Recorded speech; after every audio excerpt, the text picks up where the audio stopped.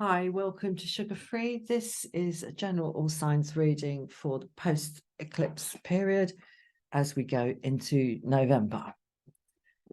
So I have shuffled this major arcana of the ancient Italian tarot so that all the cards are in the same orientation. Basically, I'm going to be reading everything upright in this reading. Whether or not I've sorted the cards into upright, if they come out in reverse, I'm just going to turn them upright and do the reading like that. So that's the major arcana of the ancient Italian tarot. This is the major arcana of the Rider-Waite. And this is the minor arcana of the Rider-Waite split into its suits. So I'm just going to lay that out here. Hopefully I won't be faffing around with this for too long. And this is my lovely bit of quartz here. And I just noticed as I was setting this up that I mean, I don't know why I'd be surprised at this, but you can see the pattern on the cloth here through the crystal. It's really lovely. I haven't had a good look at it. And in a way, I'm rather sort of sad that I actually bought it because I grew up in a house where there was stuff like this everywhere. But there was a lot of uncut crystal. And when my father died and my sister and I, my late sister and I, started clearing the attic, by God, we found crystals and fossils up there that had been collected by my grandfather, who was born in 1887 in Dublin. Fucking mad. So yeah, I'm a bit sad that, you know, a lot of the stuff that I grew up with has gone, you know, through various moves and stuff. So yeah, I actually bought this bit of crystal, but I got a nice discount because I used to work in the shop where I bought it. Anyway, enough of that. So I'm going to pull 3 from this major arcana of the ancient Italian tarot. I'm then going to clarify each of the 3 major arcana with one from each suit of the minor arcana. As I said, everything's being read upright. We're out the other side of this thing. The die is cast. You know, the things have been set in motion. Are just going to play out. So I'm not going to bother with like reversals. And I may or may not. So I'm using the minor arcana to clarify the major arcana, and I may or may not pull from the major arcana of the Rider-Waite. I might do those in reverse. That'd be interesting because I haven't righted that pack. That could be interesting. Anyway, right. So 3 major arcana. Okay, we've got the Chariot. Well, I said the die is cast. It's going to play out, and there it is. Like just pure flipping solar plexus chakra energy, just like moving forward and marshalling the forces and putting the forces into the horses and you know, employing like solar plexus strength to control those 2 horses, because they've both got a will of their own and things can go this way or things can go that way. And this is simply like jumping in and taking the reins. There it is. And nothing stands in its way, including previous like victors and rulers and commanders, may I say, because we see that laurel wreath down on the ground there about to be trampled and kind of rouloted by that chariot. With matey at the helm there. That's just like control. Then we got the Fool. Wow. Okay. We got death.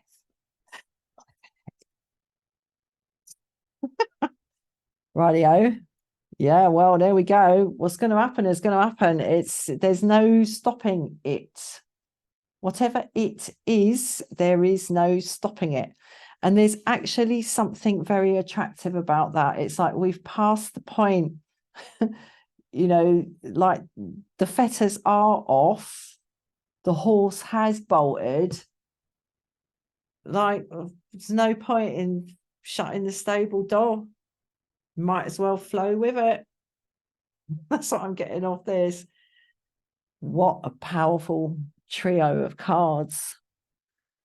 And the overriding big picture energy is old Grimo here. Flipping heck. I've always found it sort of quite interesting in a variety of ways that this is not the final card. Okay, there's much more to life than this. Yeah, okay, you know, we're all going to get to this, or this is going to come for all of us sooner or later in some way or other. And we don't know. And that's part of what keeps life interesting, isn't it? It's like, well, yeah, and you got to accept this. You got to accept the inevitability and the ubiquity and the kind of banality, if I may, of this. And it's the leveler, the leveler. I mean, all that stuff that gets swept up by that scythe there, the sickle, all the weapons and the jewels and the pomp and the crowns and the books and the tools, all of it, all the kind of the karmic arenas swept away, all except the artist's palette. I 13 mancare. He leaves it. I don't know if that's correct Italian. Mancare from manquer, as in to leave out in French, or to miss, or to sort of overlook somehow. It's like, well, yeah, and, you know, so what? Get with it. Get busy. Make a new one, all right? I mean, if we never knew about this, if none of us knew about this, right, about death, imagine that. Imagine if we didn't know that death happened, and then all of a sudden someone just isn't there anymore, but we didn't know where they'd gone. We didn't even realize this thing existed. It's well possible. It's only something to do with the sensory system and how that interacts with, well, you know, the wider like neural structures interpreting the data. You know, it's all like the brain. I mean, the body's just like a massive great brain, really. The body exists within the brain, not the other way around. Anyway, you know, yeah, like get with it. And there's a sort of joyfulness, if I may, to this for me today. It's all right. Well, tally ho. Like, I was going to say like a flock. What would it be? A pack? Fucking lemmings. Wait, get on board. Here we go. What did the earwig say as he threw himself off the cliff? Here we go. Anyway, right, I'm going to stop messing about, start clarifying. Okay. Queen of Pentacles, how beautiful with the Chariot. Absolutely lovely. First thing that comes to my mind here is like cashing in or quids in. Yeah, cashing in, man. But in a really like beautiful way. There is a wealth of experience coming towards us, like usable experience coming towards us. Absolutely lovely. No matter how knackered we are in the Ten of Wands. Oh my gosh. And the kind of juxtaposition of the Chariot and the Ten of Wands is just like, really? Really? What do you mean we got to keep going? That's what I'm saying, that my head's dropping like that. It's just like, oh dear, so tired. But it's like keep on keeping on here in the Ten of Wands. And somehow the promise in this Queen of Pentacles like moves one foot in front of the other in the Ten of Wands. Knight of Swords. Okay. He came up in the same position in that final eclipse reading that I did. This was about that was about back and forth information. I want to pull the cup to try and work. I want to finish this this column in the King of Cups. Yeah, so there's a lot of talk, but the feelings are kept under wraps, and that's part of the fatigue here of the Ten of Wands. So, I mean, there is like forward motion here, but certainly in the Chariot, obviously, and the the Knight of Swords. This is messages coming in, not just like random data like it was before. Like you see something report in one way and then you see, 10 minutes later, you see some report that suggests that the thing you saw 10 minutes ago isn't true, etc. And he's like faked and all the rest of it. But this is more monodirectional. We've gone from omnidirectional to monodirectional here. Well, I've done that with the cards as well, haven't I? Everything in the upright. Monodirectional, very like, how can I say this? I've just got the French word pointu coming out. It's like that, very clear. And it's a multitude of like going off. I don't know if that came through on the mic, little like explosions of light and revelation and clarity, like fireworks, but not all like happening here, there, and everywhere. There's a monodirection. There's a linking theme here, and there's like self-control being exercised in this is a bit like the Strength card. But there's perhaps a coldness. I'm getting a coldness off this today, the King of Cups. I mean, keeping your, rings coming off. I'm shaking my hand around so much. This ring, I don't know, can you see that? It's a little belt. It's a tiny little belt. And this is one of the first rings I ever bought for myself. I bought this for myself when I was about 20. And about 20 years ago, I don't know if you can see that, it broke. This represents like effort for me, this ring. Anyway, there we go. Stick it back on. This one's emeralds. Anyway, yeah.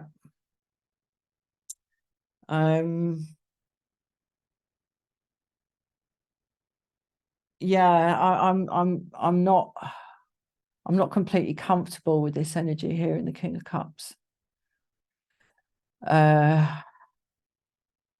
There's something like a bit, well, I said cold, but it's like more than that. It's more than that. We'll come to it. So this is a really rich picture we have emerging here.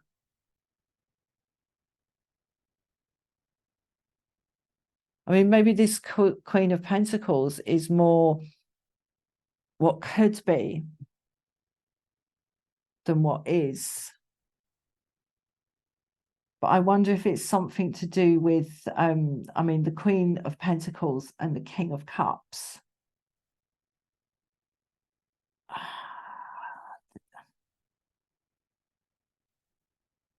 It's like the kind of wealth side of it has more like heft than the heart side of it, if we're going to put those two in some sort of juxtaposition or some sort of competition. And it feels like there's a necessity here in the King of Cups for some agency within this to just sort of exercise. Well, I said self-control. It's more like rigidity I'm getting off it now. But I don't know whether this is, well, I said sort of one agency or one person, but it might just be, might be all sides. I don't know. I don't know. And there's something sort of, it's like the power is in coldness here in terms of emotions and sort of empathy. This is like, it's like locked down. It's locked, but it's precarious for that because as we see, this this sort of block that he's on is actually out in the open water. And I mean, he's using his core strength a lot to keep that upright. That's what I said about the matey in the chariot here. The core is tight here. And like keeping the heart like close to it. Playing cards close to your chest, I don't know. Apparently in America, people say playing your cards or keeping your cards close to the vest. I suppose there's some logic in that, but it's I don't know. It seems a little less poetic to me. It brings an image of some dude in a white vest sitting in a basement somewhere with like some sort of cheroot hanging out of his mouth, like playing cards on his own. Right, I'll keep going with the Fool. Oh, there, well, you've got to laugh. How interesting. Now, did the Queen of Pentacles come up in this position in the reading yesterday? I can't remember, but I think she did. And this Page of Pentacles came up in this position as well. I'm going to continue because I don't want the previous interpretation to kind of cloud my judgment, such as it is. That was in yesterday's reading as well. The Seven of Wands. King of Swords. And the Seven of Cups. Wow. Gosh, what a contrast between the King of Swords, like the decision maker, the pronouncer, okay, the saying, this is how it is, and putting that into words, and the word is final. You know, all the options, all the perspectives have been sifted, and swing. It's just like, bang, that's it. This is how it is. And then we've got this Seven of Cups. It's like, well, what? You know, what does it mean to my heart? What am I to love in this? Wow. And I mean, this topping off this column with the, you know, with the Fool, when the Fool has no idea where he's going.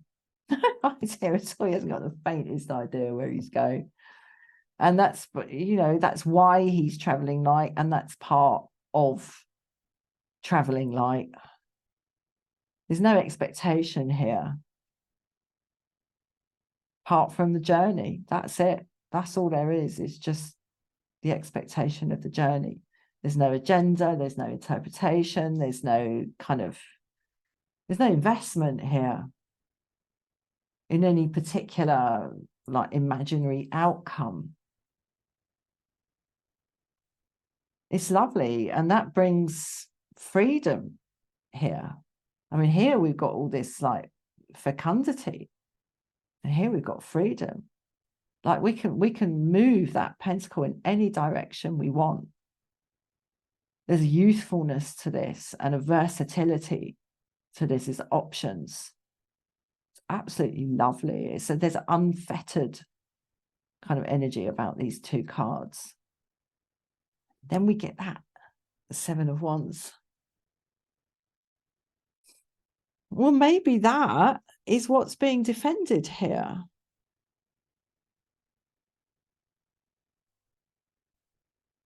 Maybe this beautiful, like adaptable energy of the Fool and the Page of Pentacles is something worth fighting for, like the sense of possibility. And again, the word versatility keeps coming to my mind. I mean, he hasn't got a whole heap to offer, but he has, and he's offering it. Look, offered up on a flipping plate, mate. I mean, here it's all gathered in the Queen of Pentacles. No, it's on her lap. You're not going to go and take that off her, but this is up for grabs.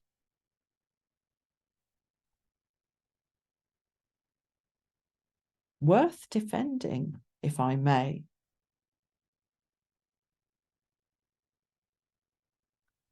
Yeah, interesting. I mean,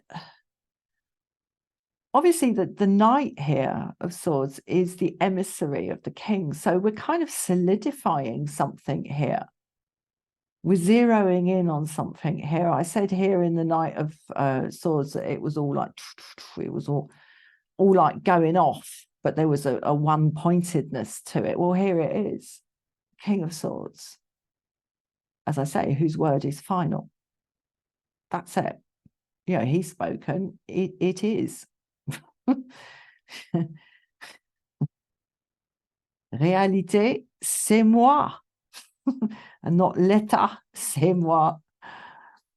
And there's a loosening here from the King of Cups to the Seven of Cups, but there's a certain amount of bewilderment and a kind of emptiness, an egolessness, as we see here. You know, it's not for nothing this is in a silhouette.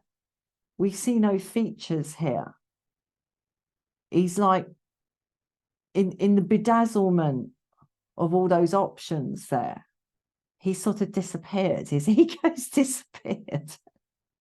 And I don't see a lot of like evident ego in the King of Cups, but it's only a bruised or frightened ego that will keep things as tightly held to them as the King of Cups.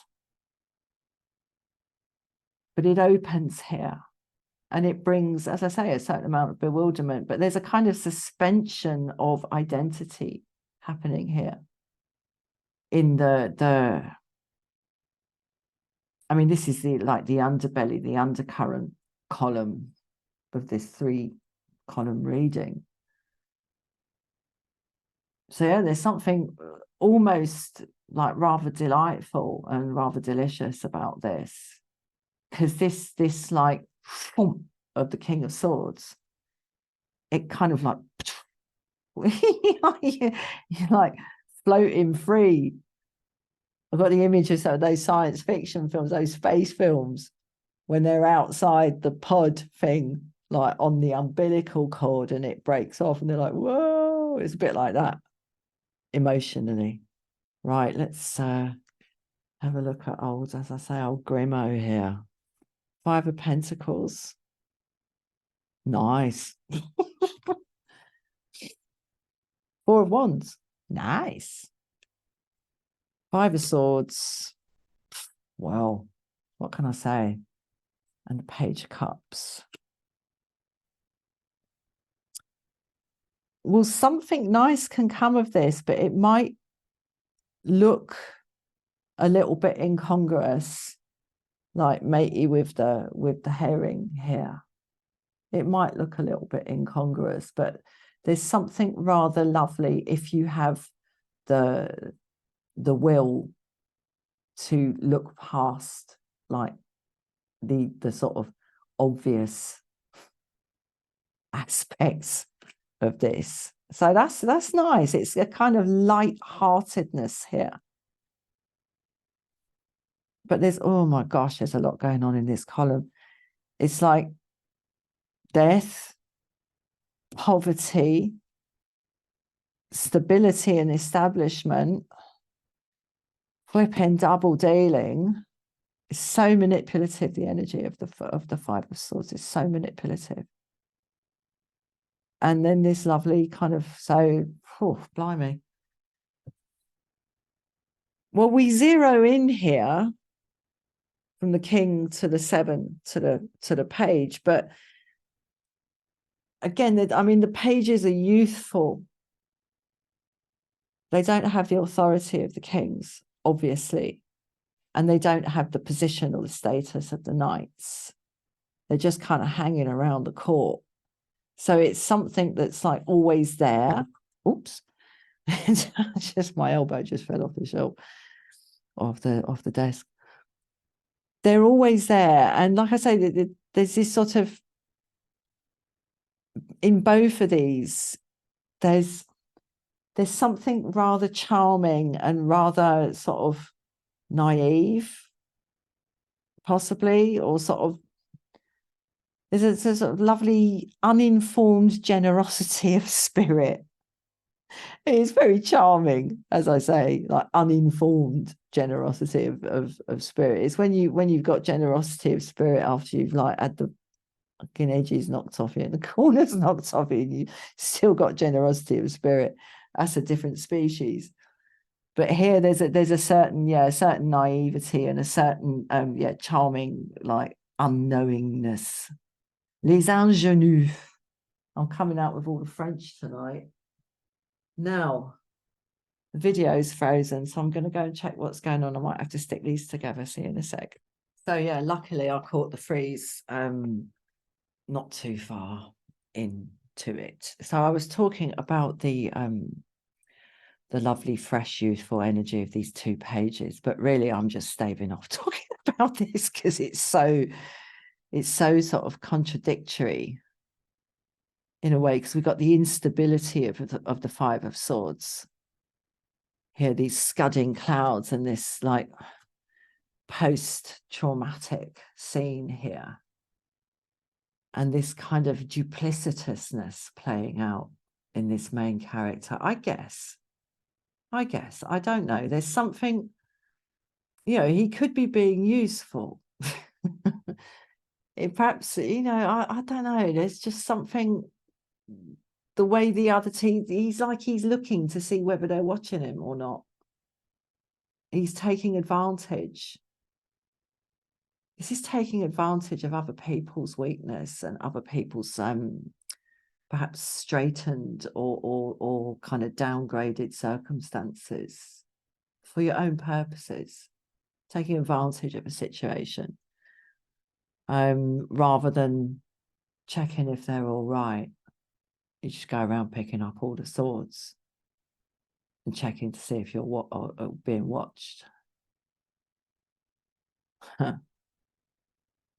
Nice. I mean, this 4 of Wands is usually seen as a kind of a happy card. And, there's no surprises there. I mean, look, it's a pretty nice scene. It's like you're passing through a kind of ceremonial structure to a happy place. It's your happy place. But I'm seeing it more today.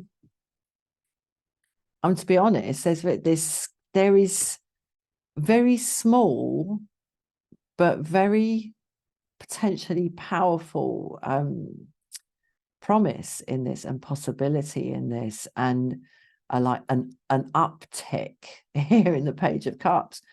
But I'm seeing this 4 of Wands here as like what happens if you've got a square tabletop, right? You're going to struggle to make that thing stable with 3. It has to be 4. It's something kind of coming to a point of stability, something being kind of becoming established, and flanked by the 5 of Pentacles and the 5 of Swords. That's I'm afraid to say, frankly, that's not great. So we've got to be thankful for small mercies here in the Page of Cups. Okay, let's go for some major arcana of the Rider-Waite. Cap this off. I'm just going to shuffle this a couple of times. And I am going to take reversals in these final 3 cards. Well, I say final. I might be no nearer the the import of this reading by the time I've pulled these cards. I don't know. I'll just give it, sorry, one more. Waffling away. Yeah, that Chariot, that first one, that's it, man. That's it. That just sets it all off. And I mean, the 5 of Pentacles is sort of impoverishment and a sense of being an outsider and sort of, you know, looking in. I remember one Christmas was really low when I was a young woman, and I was out for a walk at night, and I could see all like the family groups through their front windows enjoying their Christmases, and it's like, oh, I was really like Five of Pentacles sort of energy. And as I say, the Five of Swords with this duplicitousness and taking advantage here, like taking a piss, as we would say in southeast London. Sort of concretizing somehow. But how does that work with the Death card there? Because maybe what this is saying is that with this inevitable change here, which is what the Death card is about, the absolute inevitability, and as I say, the ubiquitousness, the universality in terms of sentient creatures of change. And perhaps, as I say, this column is saying that no matter how these things are concretized, this sort of,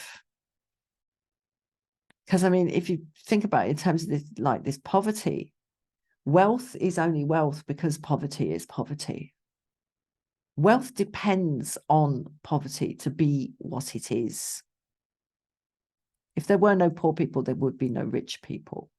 And I'm not necessarily advocating that, because I can see how easy it is to get caught up in that sort of that drive for wealth and the feeling of being shut out from it here. And no matter how shitty people are, Five of Swords, I really got it in for this card. I mean, today it was the first time today looking at it that I thought, maybe he's just trying to be helpful and useful. It's like, no, I don't think so. I don't think so. Like, don't gaslight yourself, sugar free. Yeah, maybe like this and this topping and tailing, the gift. This is what we need to see past the incongruousness of this offer with this fish in the cup. I mean, like, what the fuck, you know? Maybe it's this that is actually the gift.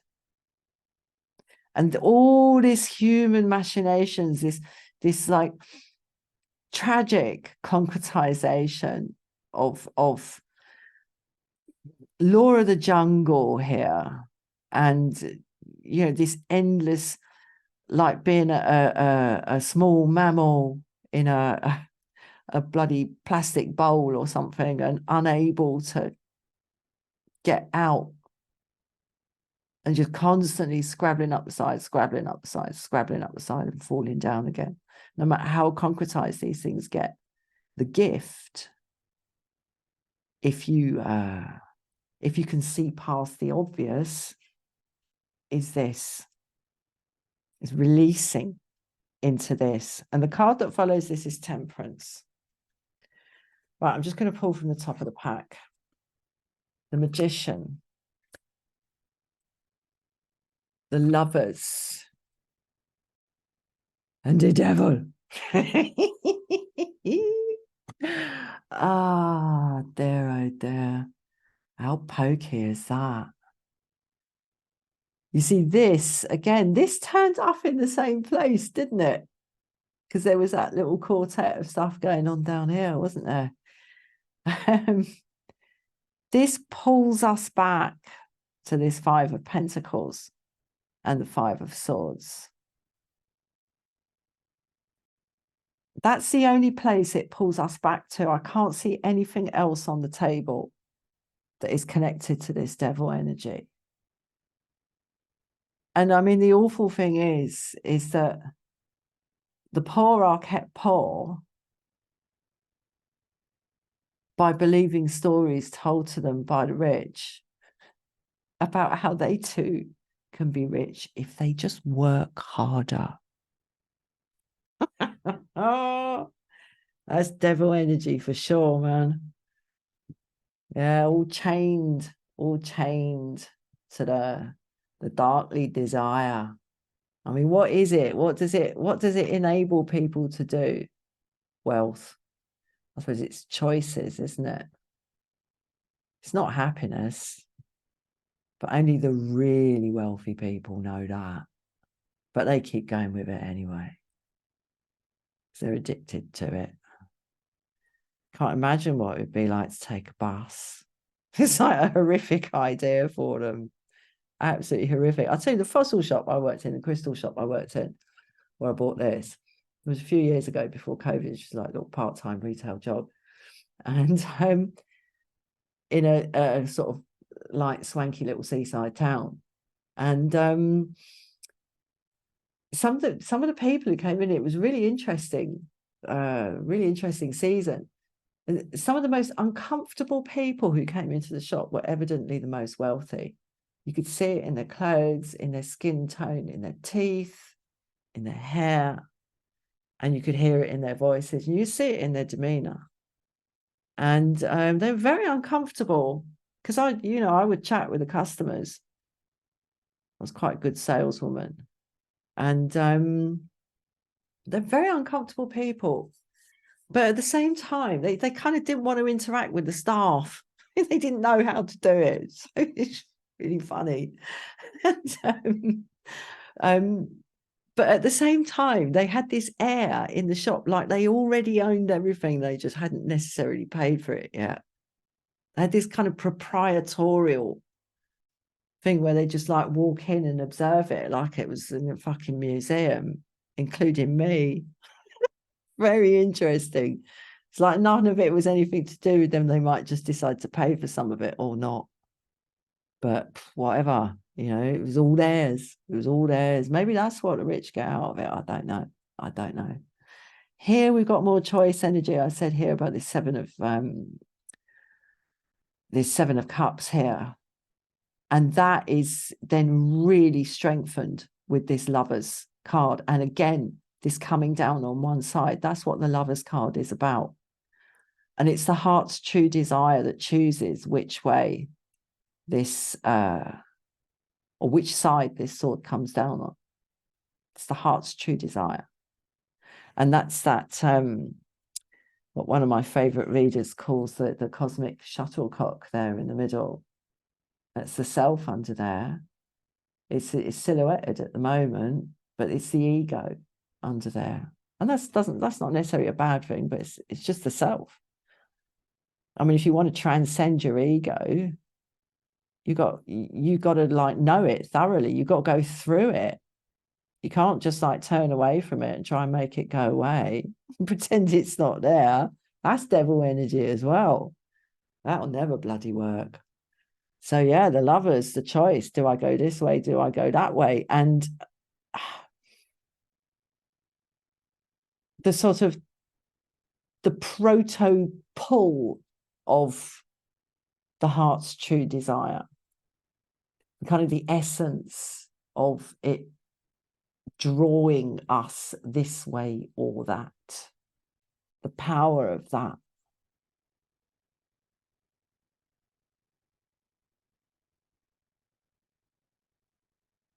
Goodness me. And the Magician. There's something else in this cup story as well, because this is a very cuppy sort of card, isn't it? The Lovers. But the Magician here in the first, I mean, this links to me definitely to the Knight of Swords here, this kind of stuff appearing out of fucking nowhere. And that's what the Magician is. The Magician is the proto card of I do, I can, and I do. I make shit happen. And that is that kind of like out of nowhere. I mean, when you think about it, you look around the room you're in now or wherever you are now, pretty much everything you can see around you started as an idea in someone's head, and it's now out in physical manifestation. I mean, we do not realize how powerful we are. And this is that power. And this is the fecundity of that power. And this is the burden of that power. Okay. And this is the sheer solar plexus. I will. I can. So I will. I will because I can.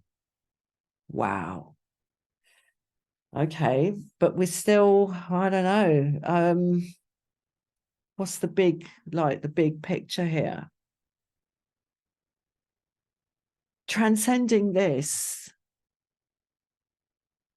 because I mean, this is the same couple, look, in the Lovers and the Devil. All right. It's the same couple. But they're in some sort of weird, like, SM, like, stop it, I like it sort of energy here. This is kind of about getting tied to your desires, being controlled by your desires, and being compelled, being impulsive. Sort of not impulsive, like an impulse, like a kind of knee-jerk, like reflex. What do you call it when they test your reflex? When they like tap you on a knee, like the soft bit of your knee, and your leg shoots up for testing your reflexes. It's like that. It's like this devil passes this like charge, and yeah. Oh dear.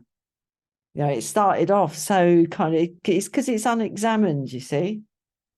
It needs to go through more. It needs to face the demons in order to unlock this gift here, this incongruous, unexpected gift, this link between the Page of Cups and the Death card. But yeah, this devil links back to these two cards here in the concretization of this unhappy energy here. So let's try and get something a bit more cheerful. I'm not going to pull one from the Buddhist prayer deck, because I'll just sermonize. I'm going to pull one from the Wild Kuan Yin Oracle. Now, Kuan Yin is a relative of Tara, Green Tara, the Buddha of compassion. Well, the great protectress, the supreme savioress of Tibetan Buddhism.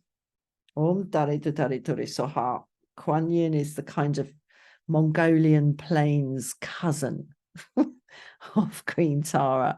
So let's pull one. I've just dropped it and I open it, and it says, let your world spin on its axis. Now that is the unlikely nature of the gift here, of this. Let your world spin on its axis. I mean, even the two figures here are different ways up. There's a letting go here, and there's a, I mean, there's an unfetteredness to this movement. And I mean, as I said, this stop it, I like it energy of the devil here. There is a kind of comfort in this. There's a comfort in addictions, isn't there? There's a comfort in being chained like that, because then you don't have to sort of take responsibility for yourself, basically. And that can be addictive in and of itself. That can play out in all sorts of ways. But the letting go of that, the courage to step out as the fool here and step beyond the kind of the delicious fetters of the devil here, and let allow your world to spin on its axis. This is a bit like the Hanged Man, isn't it? Like looking at things from a completely different perspective and sort of defying gravity, if you like. And I mean, look at her face. She just looks so calm, doesn't she? She's not freaking out or, you know. I just saw actually her hand is on the ground. So this is like a cartwheel. But she's like she's doing sort of acrobatics with the yak. And just like little children do. And it's so lovely that she's a little girl. I remember being like that when I was about that age. What is she, about 9, 10 years old, something like that? And just being really, really curious about how things looked from different angles. So that's what this is. It's backing up the incongruous gift of death. Right, I'm going to leave that there. Thank you so much for watching. I'll see you again soon. Bye-bye.